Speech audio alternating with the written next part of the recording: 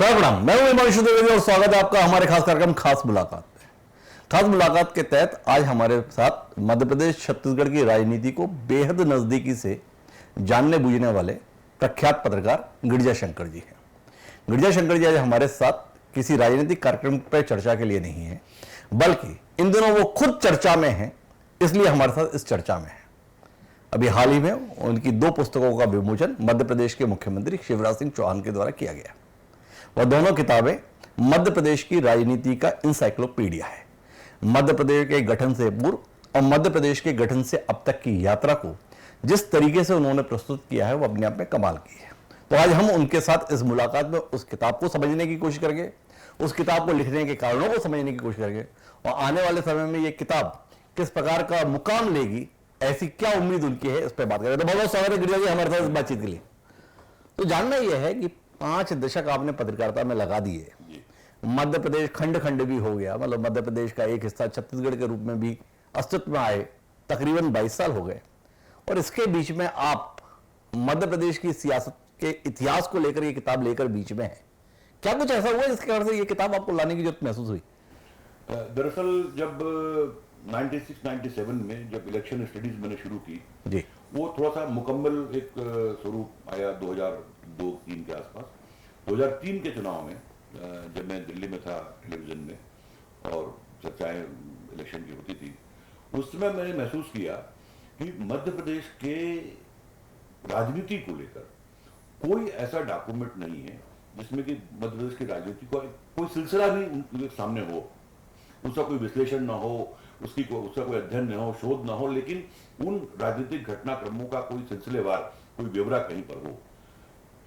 उसको ही ध्यान में रखकर ये काम शुरू हुआ और 2-1 चैप्टर मैंने लिखा। मैंने उस चैप्टर को योगेंद्र यादव जी और अभय दुबे जी CSDS में उन्होंने पढ़ा और उनको बहुत अच्छा लगा, और योगेंद्र जी की सलाह थी कि इसको आप पूरा कर लीजिए, तो इसी पैटर्न पर बाकी राज्यों की भी राजनीति पर किताब तैयार की जाएगी। तो सिलसिला शुरू हुआ। फिर मैं चाह रहा था कुछ ऐसी जानकारियां जो किताब का बेस बन सके, जैसे कि नए मध्य प्रदेश के गठन को लेकर क्या परिकल्पना थी, ये बातचीत में तो उपलब्ध है लेकिन डॉक्यूमेंटेड कहीं कुछ नहीं है।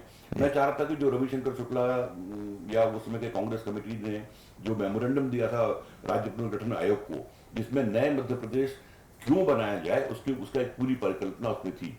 उस डॉक्यूमेंट को ढूंढने के लिए मैं पूरे देश में घूमता रहा, नेशनल लाइब्रेरी गया, तीन मूर्ति लाइब्रेरी गया, आर्काइव्स में गया, लेकिन वो मुझे कहीं मिला नहीं। इस चक्कर में कई सालों तक किताब पर काम रुका रहा। फिर एक जो वो थी कि जल्दी किताब पूरा करना है या लिखना है, वो भी लड़क थोड़ी कम होती गई। धीरे धीरे ऐसा लगा कि अब इसमें कुछ काम करने जैसा कुछ है नहीं, क्योंकि कोई बेसिक डॉक्यूमेंट है नहीं। फिर जब ये कोरोना काल के पहले का दौर था तो मैं बंबई में था उस वक्त, तो एक दिन अचानक मुझे ख्याल, तो जब ये हुआ कि नहीं अब इसको काम करना चाहिए, तो शुरू कहाँ से करें ये कुछ समझ में नहीं आ रहा था। अचानक रात को मैंने 4-6 पन्ने लिखे। सुबह जो पहला दोस्त आया उसको मैंने पढ़ाया कि तुम पढ़ो कैसा है। बोले क्या है, मैंने पढ़ो केवल, क्या है नहीं। उसने कहा बहुत इंटरेस्टिंग है। तो मुझे लगा कि इसकी शुरुआत कर देनी चाहिए और एक पूरी तेजी के साथ दूसरी दफा 2-3-4 मतलब पार्ट इस किताब के मैंने लिख लिए। अब इसमें अड़चन ये आ रही थी मुझे कि कोई भी जानकारी कहा सुनी में तो उपलब्ध है लेकिन डॉक्यूमेंटेड कहीं नहीं है, और कहा सुनी पर मैं जानना नहीं चाहता था। फिर उस पर थोड़ा रिसर्च करना शुरू किया, काम करना शुरू किया, विधानसभा की लाइब्रेरी कंसल्ट की सब कुछ किया। सिलसिला कुछ आगे बढ़ता गया, फिर भी वो आधी किताब पर आकर रुक गया। मुझे ये लगने लगा कि अब इस पर काम करना लगता है मुश्किल है या हो नहीं पाएगा। फिर पता नहीं कैसे ये हुआ कि नहीं आज इसको फिर से दोबारा शुरू किया जाए, और फिर वो सिलसिला शुरू हुआ। तो 20-22 दिन में पूरी किताब तैयार हो गई, और इत्तेफाक से ऐसा रहा कि बहुत सारी जानकारियां अलग अलग स्रोतों से प्रामाणिक रूप से मुझे मिल गई। मैं दरअसल चाहता नहीं था कि ये किताब किस्से कहानी की किताब हो, ये कोई कहा सुनी की किताब हो। किताब दिलचस्प हो, इसकी मेरे दिमाग में ऐसी बात बिल्कुल नहीं थी। मैं चाहता था किताब तथ्यपरक हो, प्रामाणिक हो, क्योंकि आने वाले समय में जो आने वाली पीढ़ी को यदि हम कहा सुनी के रूप में मध्य प्रदेश की राजनीति का इतिहास हम देंगे तो जाहिर है कि उनका बहुत बड़ा नुकसान होगा। और मैं वो नुकसान नहीं करना चाहता था। कुछ इस तरह की का सिलसिला बना कि किताब जो है वो एक क्रोनोलॉजी कम से कम मध्य प्रदेश की राजनीतिक घटनाक्रम की, राजनीतिक सफर की, इसमें मैं समाहित कर सका। लोग 2 महीने में किताब दे देते हैं, आपने 20 साल लगा दिए। किसके साथ अन्याय किया या किसके साथ अन्याय किया? स्वयं के साथ, पाठकों के साथ, प्रदेश के साथ?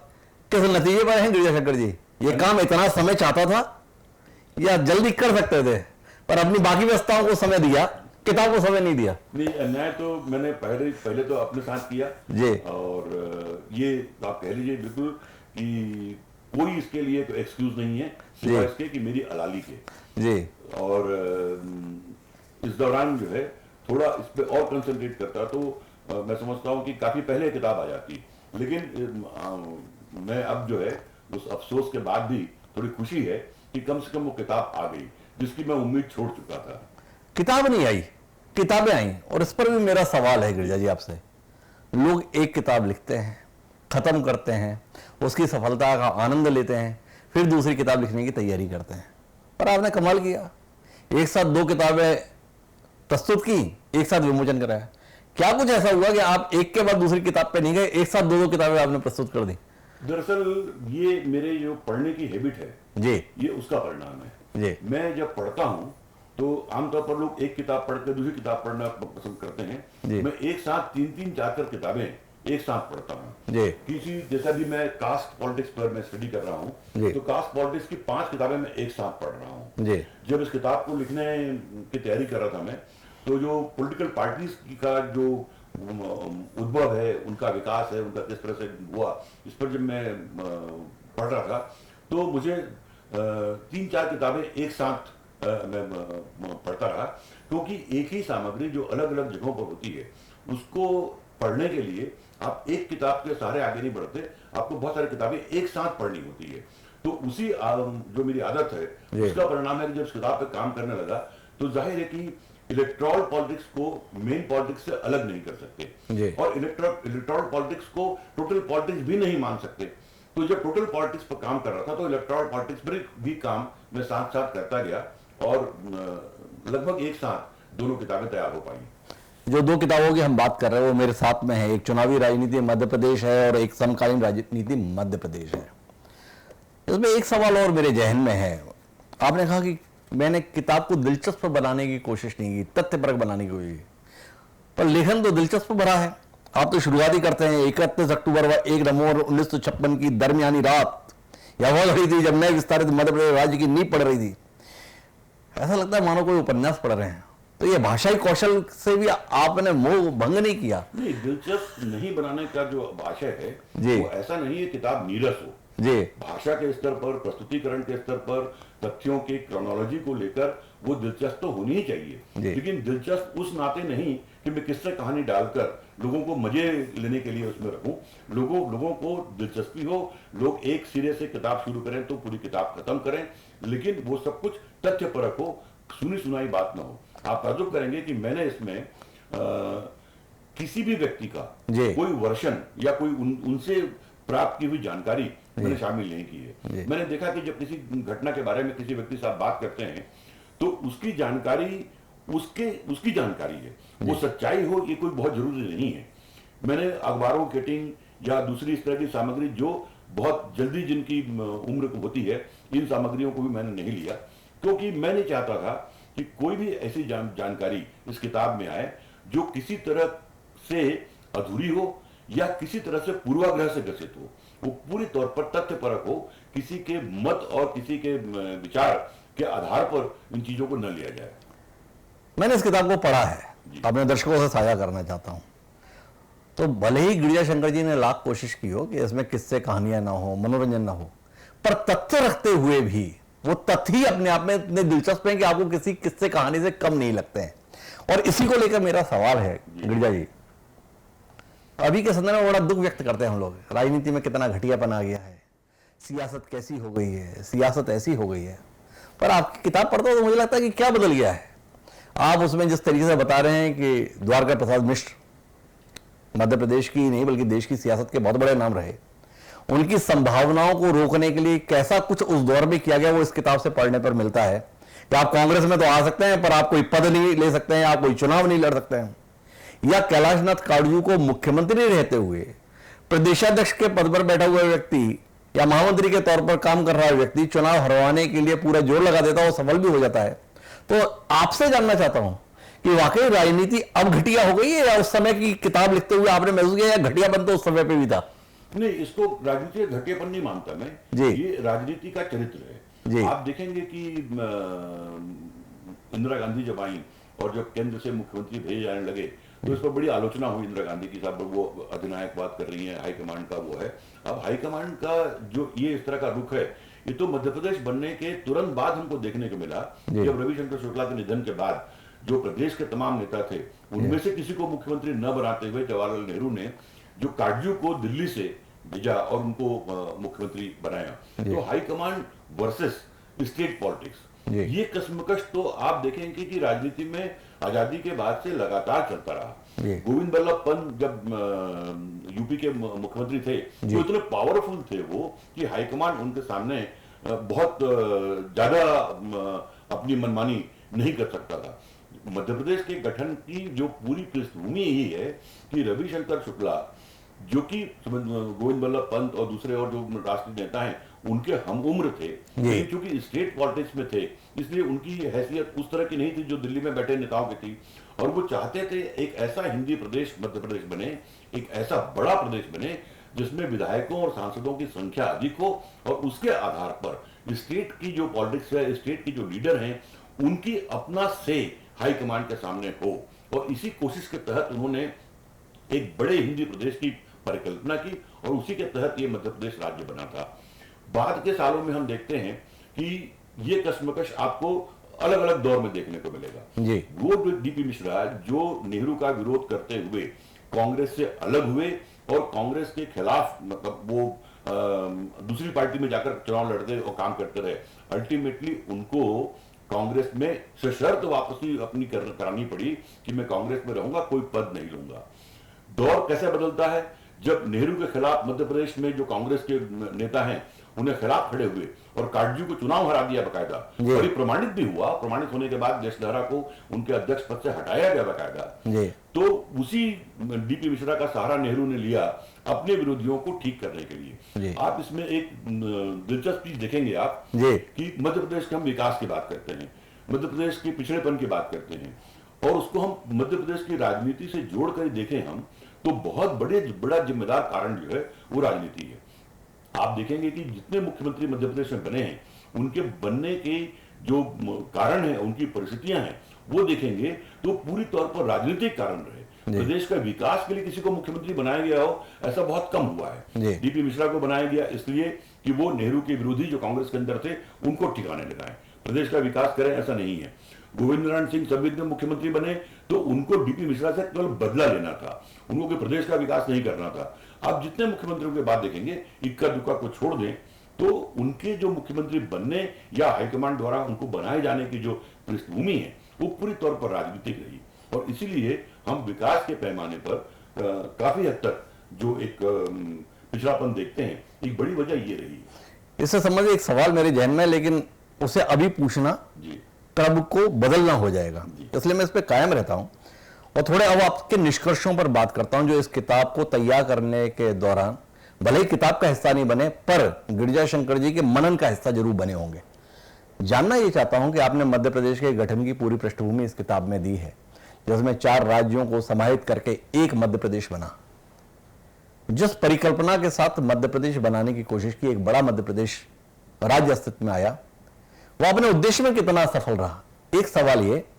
और छत्तीसगढ़ का गठन क्या उस उद्देश्य की विफलता थी या उस उद्देश्य का और विराट स्वरूप था, किस नतीजे पर है गिरिजा जी?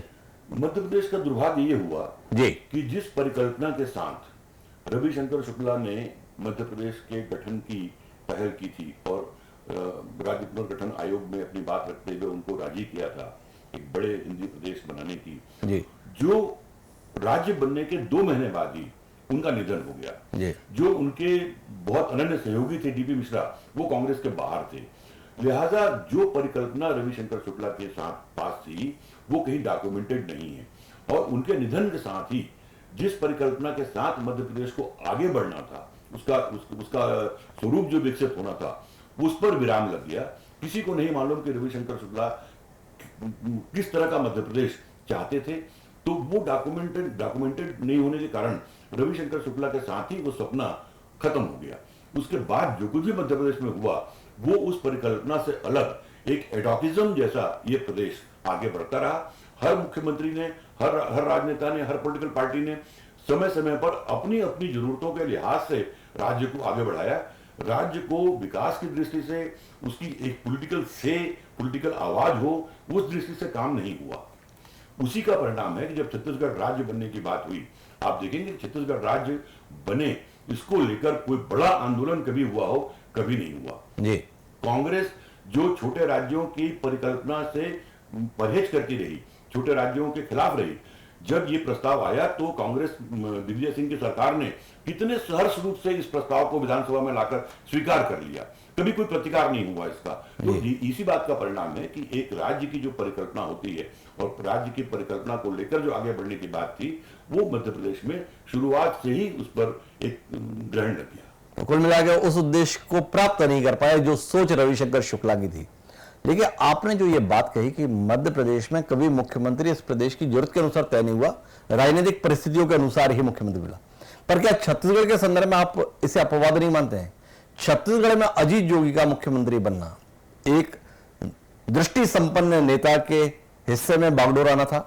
क्या आप इस मामले में मध्य प्रदेश और छत्तीसगढ़ को कुछ अलग देखते हैं कि हाँ ये कुछ अंतर हुआ दोनों में? नहीं, ये बिल्कुल ठीक वैसा ही हुआ मध्य प्रदेश के साथ जैसा हुआ था छत्तीसगढ़ में भी।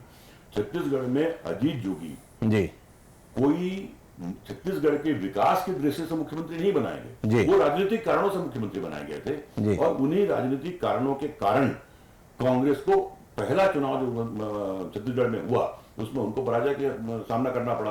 दरअसल हमारे पूरे जो पॉलिटिकल सिस्टम में एक जो बहुत बड़ी विसंगति है, वो ये है कि सारी पॉलिटिकल पार्टी, सारे पॉलिटिकल लीडर विकास की बात करते हैं, लेकिन जब उनके फैसले होते हैं राज्यों को लेकर, तो वो राजनीतिक होते हैं फैसले, वो विकास के फैसले नहीं होते। और जब राजनीतिक फैसलों के साथ मुख्यमंत्री बनाए जाएंगे, तो उसके बाद उनसे विकास की अपेक्षा करना कई बार उन मुख्यमंत्रियों के लिए भी बहुत मुश्किल होता है। ये हमने अलग अलग दौर में देखा है। ये जो यदि आप सारे मुख्यमंत्रियों की बात करें छत्तीसगढ़ में अब तक जो हुए, अब तक जो मध्य प्रदेश में हुए, यदि विकास की दृष्टि से आप देखें सारे मुख्यमंत्रियों के कार्यकाल को, तो केवल आपको श्यामाचरण शुक्ला का कार्यकाल मिलता है, जो बहुत विपरीत परिस्थितियों में मुख्यमंत्री बने, बड़े अस्थिरता के साथ उन्होंने अपना शासन चलाया, और उसके बावजूद जो एक विकास परक दृष्टि है, जिसमें कि डेवलपमेंट की बात है, आपके पर्यावरण की बात है, नियोजन की बात है, इरिगेशन की बात है, इन तमाम चीजें जो देखने को मिलेगी आपको उनके कार्यकाल में मिली, उसके बाद या उसके पहले आपको नहीं मिली। तो ये दरअसल राजनेताओं की भी मैं विफलता मानूंगा कि यदि आपको राजनीतिक कारणों से भी मुख्यमंत्री बनाया गया है, तो भी आप एक विकास परक विजन के साथ आप प्रदेश को आगे बढ़ा सकते हैं। क्योंकि ये किताब 2005 तक ही है, 2005 के बाद की बात नहीं इसमें। और यदि कहें हम तो थोड़ी सी एक विजन की जैसी चीज, वो एक अलग तरह का विजन, अलग तरह के डेवलपमेंट की बात है, वो 2005 के बाद शुरू होती है मध्य प्रदेश में, जब शिवराज सिंह मुख्यमंत्री बनते हैं, जिसकी चर्चा अभी इसलिए नहीं कर सकते, वो किताब का हिस्सा नहीं है। यही मेरा सवाल था जी। 20 साल लगा देने के बाद किताब पर गिरिजा शंकर जी ने किताब को वहीं रोक दिया जहां से कमोबेश उन्होंने जिस साल में शुरू किया था, 2003-4 में शुरू किया, 2005 में फुल स्टॉप कर दिया।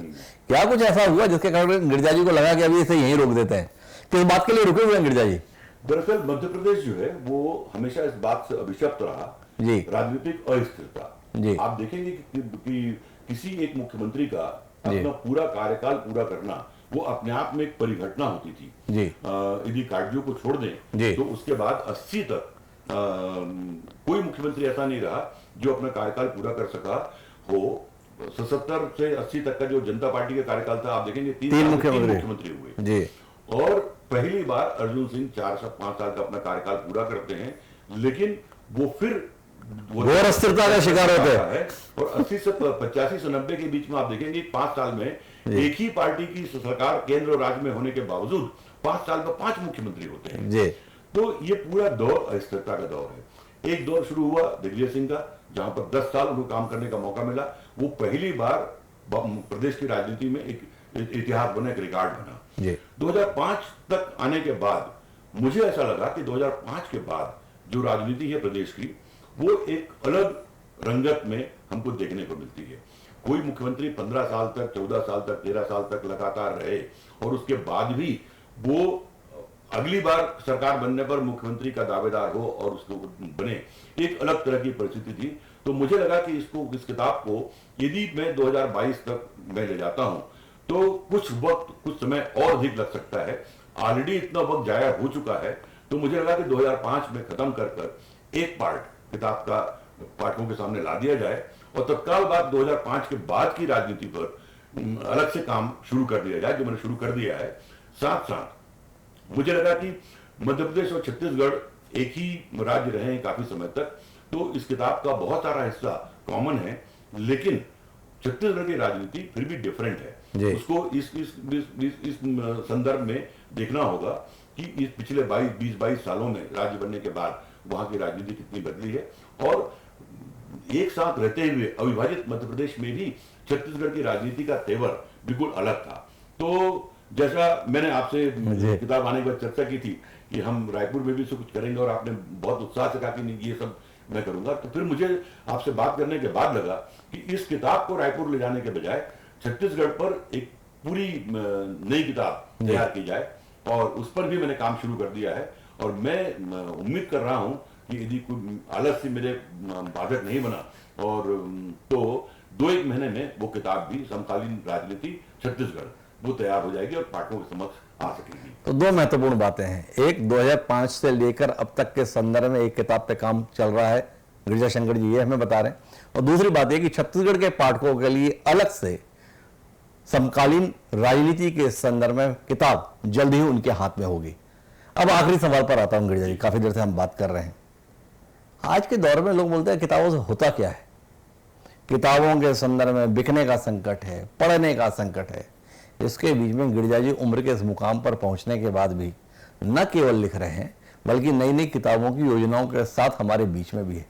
किस लिए, स्वांतः सुखा है या अभी भी आपकी कोई उम्मीद है समाज के संदर्भ में जिसके लिए आप ये कर रहे हैं? ये जो कहते हैं कि किताब पढ़ते नहीं लोग या किताब बिकती नहीं, ये दरअसल उन लोगों की सोच है जो किताबों से बहुत दूर हैं। जो किताबों के करीब हैं उनको आप देखेंगे, महंगाई की बात करिए, आप पेट्रोल महंगे होने की बात करते हैं, आप कपड़े महंगे होने की बात करते हैं, अनाज महंगे होने की बात करते हैं। किताबों में जो महंगाई है उसकी आप कल्पना नहीं कर सकते। कुछ बरस पहले जो किताब मैंने 300, 400, 500 में खरीदी थी, आज उसका संस्करण जो उपलब्ध है वो 5000 से कम नहीं है। महंगाई का आलम यह है।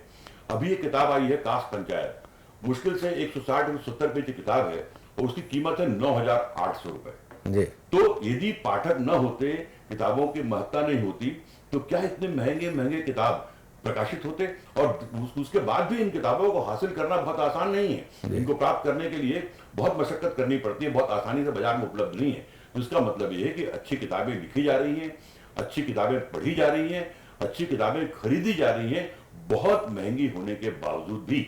लेकिन किताबें वही इस श्रेणी में आती हैं जिनमें मेहनत किया जाता है, जिसमें रिसर्च किया जाता है, जिसमें एक अध्ययन होता है।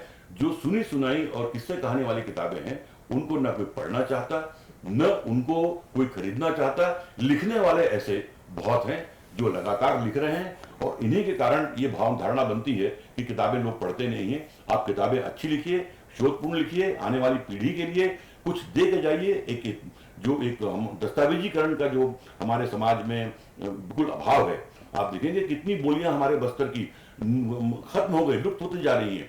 वो डॉक्यूमेंटेशन हमारे कल्चर का, हमारे सोसाइटी का, हमारे राजनीति का होना बहुत जरूरी है।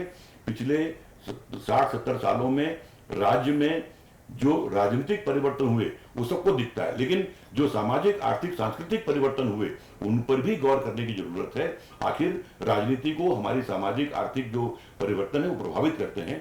मैं कोशिश करूंगा कि आने वाले समय में उस पर काम करूं, और मुझे लगता है कि अब मेरे पास यदि कुछ थोड़ा बहुत भी ज्ञान है, अनुभव है, या कुछ काम करने की ताकत बची है, तो मुझे इस तरह की काम करना जरूरत है, ताकि आने वाले समय के लिए हम कुछ दस्तावेजीकरण करके हम आने वाली पीढ़ी को कुछ दे सकें।